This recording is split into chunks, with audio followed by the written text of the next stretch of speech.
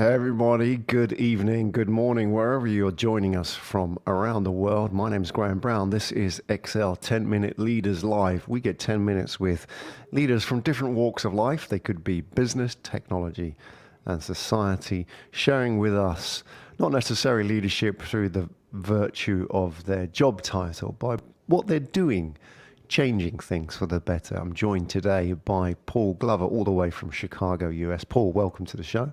Thank you very much, Graham. A pleasure to be here. It's fantastic to have you here. Right, we've got 10 minutes together to talk about leadership. Are you ready, Paul? I am. Let's do this. Okay, so we'll start the clock now. Kicking off, the questions are coming up on the bottom of the screen here. First one, easy for you here, Paul. What does it say on your business card? I bill myself as a No B.S. workplace performance coach, Graham. What's the BS that we need to know No about? bullshit. And in a coaching relationship, as in many relationships, you always start off having to call out the BS. I've never met a client that wanted to be truthful at the beginning of the process, because as with most human beings, they want to be liked, and they believe that if they hide the truth of who they are, they have a better opportunity of developing an advantageous relationship for themselves. I think that any effective coach has got to go into that concept, especially if you're dealing with higher level management, and you better have a very good BS antenna. Because once you can tell them you recognize the BS and you will find it unacceptable, and that the only way the coaching program is going to work is if, in fact, they drop the facade and become authentic and vulnerable in the coaching relationship. We then develop a level of trust, and that allows us to move forward. Okay, so you've obviously got a superpower BS antenna, Paul.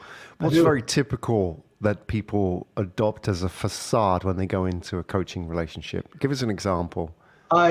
Most leaders, and I am a coach that deals in improving performance. I'm not a life coach, so I want to make that distinction, because it's two different processes, and it, I believe, has to be approached in two different ways.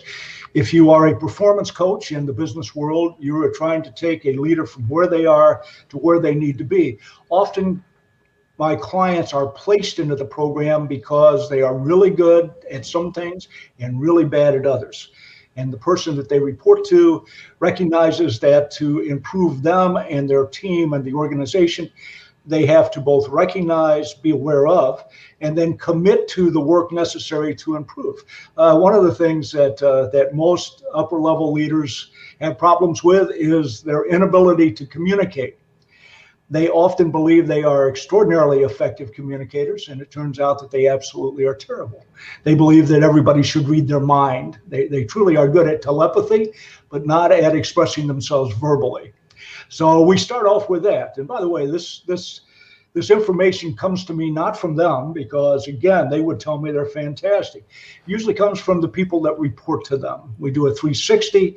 One of the areas in the 360 is about communication. And based off of that, I'm able to start to gain a true picture, because the people who work for them see their blind spots and their weaknesses, as well as their strengths. And if it is the right occasion, they will reveal that, but not to the leader. They'll reveal it to an objective third party. That's me. A lot's changed in the world, especially in the last 18 months when it comes to leadership, coaching, and communication as well. For yourself, in terms of the kind of things you're seeing that are different now than, let's say, pre-February 2020, when the whole world changed, what's going on? What's changed in the last 18 months? Well, two things. I think that there is an enhanced enlightenment about the need, the necessity to care more about the well-being of the workforce. Prior to the pandemic, that was basically a taboo topic. You didn't talk about the well-being of an employee. Either they were capable of doing the job or they weren't, but you really didn't care as their leader why. Also, well-being has now extended by necessity outside of the employee to the employee's family. And because that suddenly that work from home that 40% of the population engaged in also had to do with their environment outside of work. And that reality had to be addressed so that the person could be comfortable and their family could be comfortable in this most bizarre of times. So that enhanced requirement, to me, is where the effective leaders have stepped up.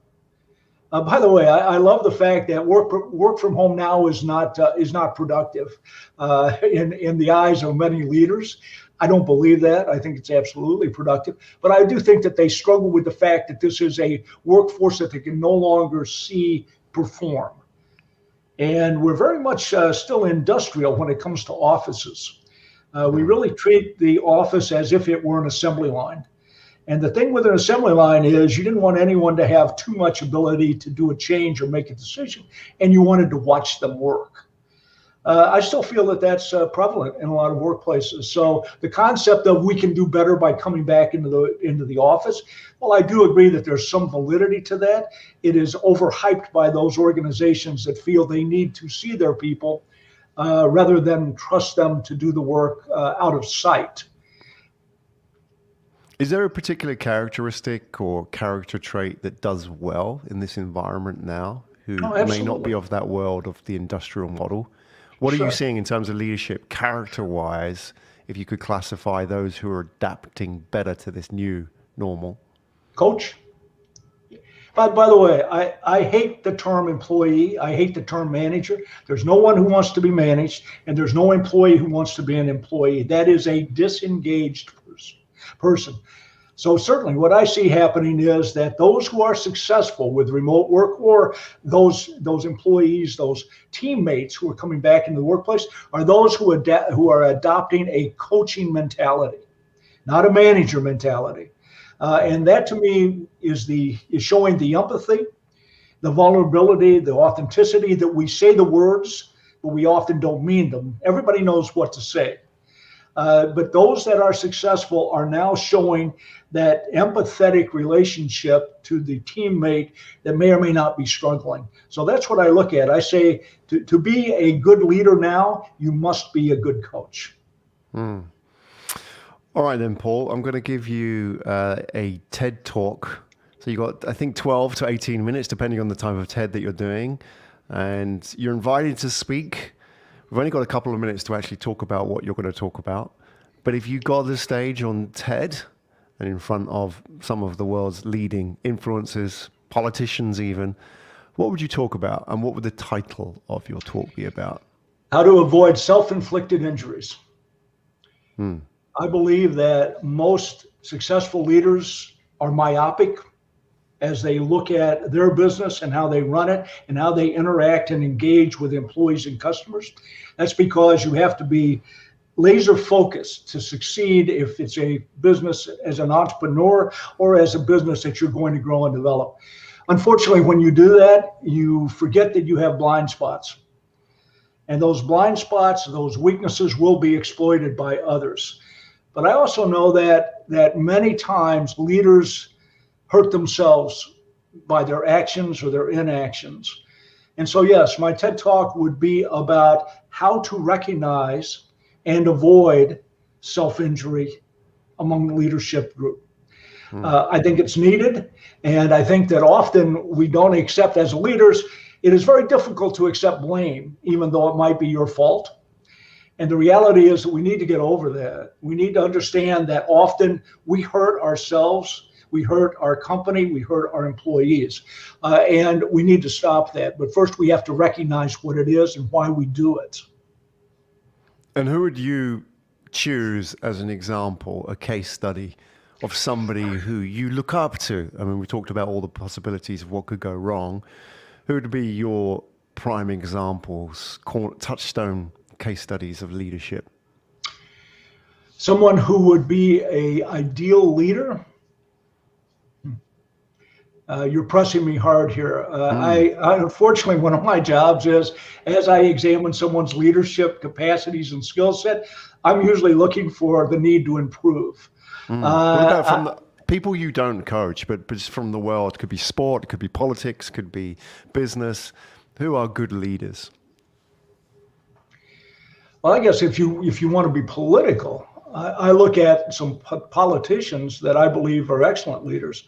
think Nancy Pelosi, dealing with an extraordinarily difficult situation and manages to actually get out to outcome. I know that she's hard, but sometimes you have to be in those difficult situations. I think that Biden may show those characteristics of a good leader. Too early in his term to tell, but he certainly has a trait of empathy that is felt. And once again, I think that that's where we have to lead. We have to lead with empathy. Unfortunately, I think that most leaders are not there yet. They're not ready to be vulnerable. They're not ready to share their mistakes. So I have difficulty with that one. You didn't pick Donald Trump, I noticed. You're right. I think he is the worst example of a leader in modern history. And I understand that doesn't mean he's not charismatic, by the way. Yeah, politics aside, he doesn't absolutely display the characteristics you just talked about, right? Not at all. He has no empathy, but he's successful. So as I look at that and I go, there's a perfect example of a narcissistic leader, and there are many very successful. So we accept the fact that if things are changing, and I believe they are. In fact, my book, The Workwake, is all about the transition from industrialized work to knowledge economy. And that requires a different mindset, but it is a slow transition. Paul, has been fascinating, and thank you so much for sharing your journey through leadership in 10 minutes with us. I know it's a short time, so people may be interested in finding out more about you and your book. Where can we go? Paul at paulglovercoaching.com. Very simple. Also, you can find me on LinkedIn at Paul Glover Coaching. Fantastic. Hey everybody, that was Paul Glover, the No B.S. workplace performance coach. A lot of fun here in the studio today. Thanks a lot for joining us today, Paul. Graham, thank you for the opportunity and for the opportunity to speak to your audience.